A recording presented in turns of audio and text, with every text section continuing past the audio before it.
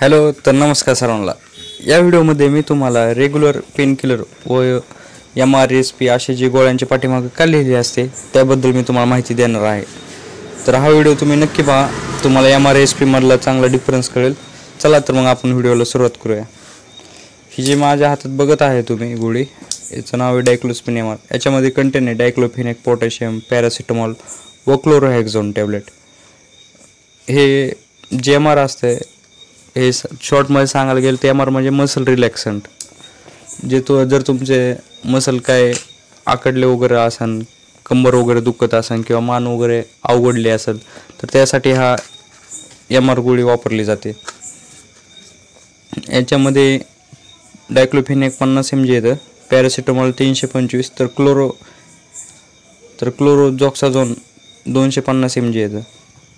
तुम्ही हे तुमचे गुडघे वगैरे खूपच दुखत असतील किंवा कंबर वगैरे खूप दुखत असेल तर त्याच्यामध्ये तुम्ही ही MR गोळी वापरू शकता। तर लक्षात आलं तुमच्या, MR म्हणजे मसल रिलॅक्संट।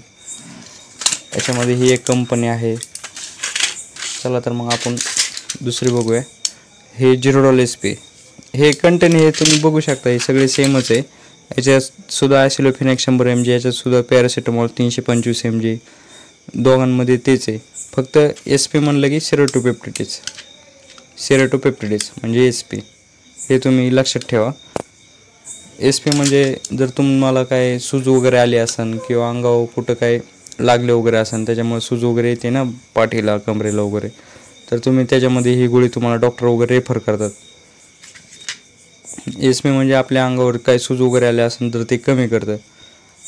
आणि हे आपलं रेग्युलर बघायला गेलं तर हे असं ॲसिलोफेनेक पॅरासिटामॉल असं किंवा डायक्लोफेनेक पॅरासिटामॉल असे कॉम्बिनेशन येतात। हे नॉर्मल पेन किलर झाले आणि ह्याच्या पुढचे आले हे MRSP वगैरे। तर तुम्हाला डिफरन्स समजला असेल। व्हिडिओ आवडला असेल तर व्हिडिओला लाईक व चॅनलला सबस्क्राईब करा। असेच नवीन नवीन व्हिडिओ बघण्यासाठी आपल्या चॅनलला फॉलो करा। Thank you so much. भेटूया पुढच्या व्हिडिओमध्ये।